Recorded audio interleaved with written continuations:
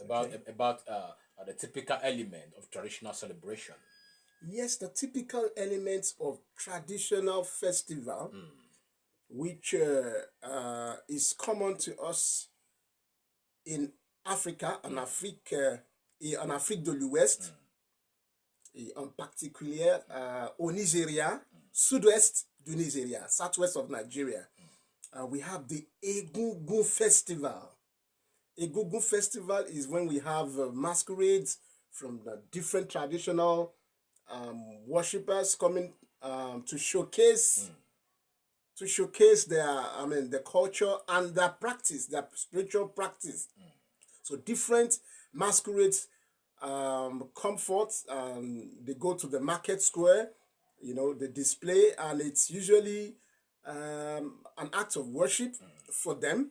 And also, it's also to how do I put it? For us to have a recap or a review of what our ancestors, our African ancestors are warriors.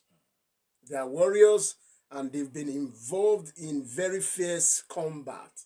In the past, a lot of them have been deified, kind of. So during those festivals, we get to remember all of their, how do I put it? All of their gallantry, let me put it that way. All of the things that makes them super humans, kind of.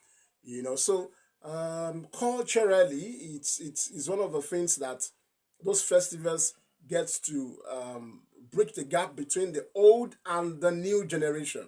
The new generation are beginning to forget about our culture, sincerely speaking. We get to talk about Father Christmas, that is a Santa Claus, which the white man brought to us. Bros, my people, fellow listeners, the Santa Claus comes with his apparel. Is all covered up.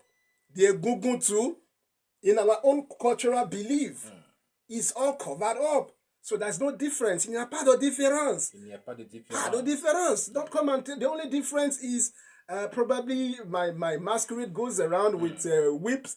If you don't go beyond the boundaries, I don't think the masquerade will get to whip you up, as the case may be. But really, just like the Europeans have their cultural practices, we have our African practices too, which is peculiar to us in Africa.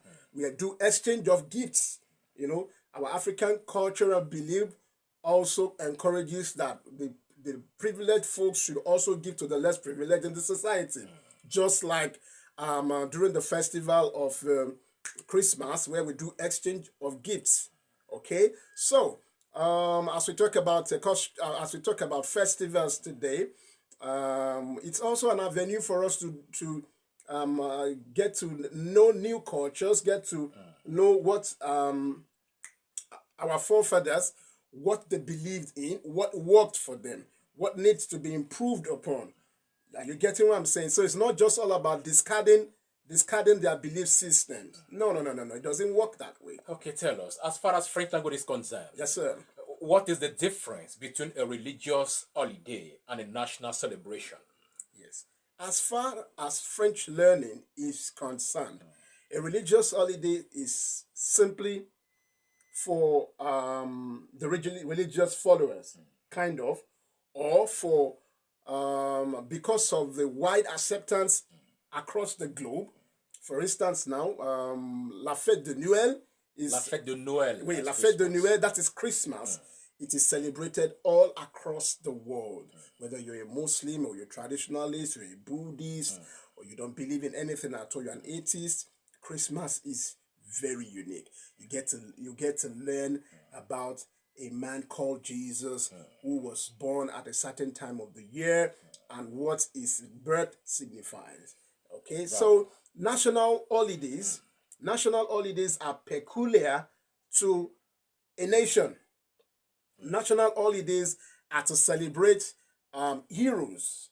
For instance, on January the 15th of every year in the United States, we get to celebrate Martin Luther King Jr. Okay, and he's a social activist.